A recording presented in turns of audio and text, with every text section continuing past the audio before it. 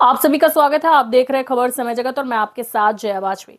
एक शताब्दी से अधिक पुराना मुस्लिम बच्चों का यतीम खाना यानी अनाथालय दार उल शफ़क़त शाहजहानी और उसकी दो सहयोगी संस्थाएं अब विवाद में हैं। मध्य प्रदेश वक्फ बोर्ड ने वक्फ संपत्ति का व्यावसायिक उपयोग करने पर सवाल खड़े किए हैं और आय व्यय का ब्यौरा नहीं देने पर नोटिस जारी किया है। साथ ही ताजुल मस्जिद के नजदीक इस्तीमा बाजार आयोजन को लेकर व्यवसायियों का पुलिस वेरिफिकेशन नहीं कराने पर भी जवाब मांगा है। इस्तीमा बाजार के कारण आवागमन में हो रही असुविधा के चलते कोई अप्रिय घटना होने पर कौन जवाबदार होगा, यह भी पूछा है। बोर्ड ने नोटिस में पूछा है कि इस्तीमा बाजार के नाम पर दुकानों के आवंटन और प्रक्रिया क्या तय की गई थी।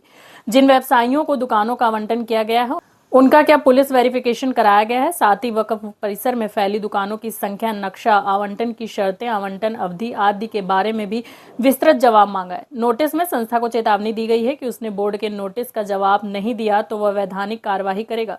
वहीं मध्य प्रदेश वक्फ बोर्ड के अध्यक्ष सनवर पटेल ने कहा कि दार उल शफ़क़त शाहजहानी और उसकी दो सहयोगी वक्फों को बोर्ड ने नोटिस देकर वहां हो रही गड़बड़ियों के संबंध में जवाब मांगा है। अगर संतोषजनक जवाब नहीं मिला तो बोर्ड वैधानिक कार्यवाही करेगा। सर, यतीम खाने को लेकर एक बात कही गई है, जो उसके आसपास का एरिया है वो कॉमर्शियल में उपयोग किया जा रहा है। क्या पूरा मामला है सर ये? देखिए, पूरे मध्य प्रदेश में 15,002 वक्फ स्टैट्स हैं और देखने में आया है कि जब से संपत्तियों की कीमतें बढ़ी, ज़मीनों की कीमतें बढ़ी हैं तो तथाकथित लोग उन पर काबिज हो गए हैं, उनसे हटना नहीं चाहते।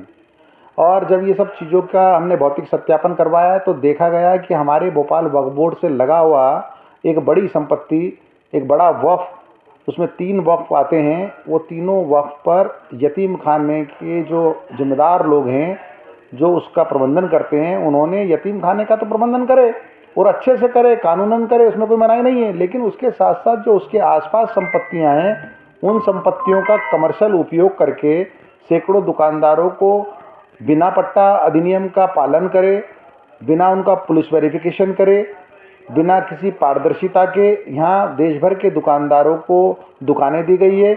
बहुत अच्छी बात है अगर वो लोग अच्छे हों तो, लेकिन अगर उसमें से कोई गड़बड़ निकले या कोई गैरकानूनी काम हो जाए तो इसकी जिम्मेदारी किसकी होगी? जो संपत्ति का मालिक है उसकी होगी।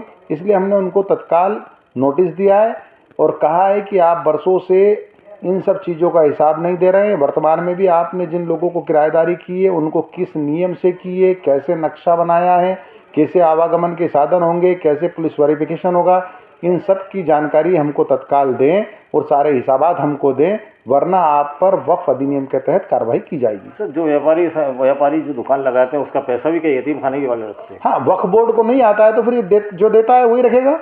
वक्फ बोर्ड को तो इसका हिसाबात तक नहीं आता है। न केवल पैसा तो नहीं आता है, पैसे के साथ साथ हिसाबात भी नहीं आते हैं, चंदा निगरानी नहीं आती है।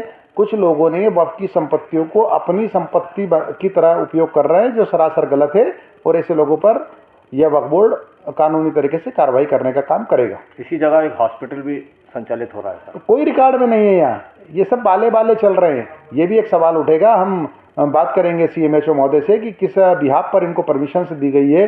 क्या इन्होंने कोई नकली कागज तो उपलब्ध नहीं कराए हैं, कोई जाली कागज तो उपलब्ध नहीं कराए हैं? कहीं ऐसा तो नहीं कि इंदौर की तरह यहाँ पर भी कोई नकली वक्फ बोर्ड चला रहा हो, समानांतर वक्फ बोर्ड चला रहा हो और वही अपने कागज उपलब्ध करा देता हो?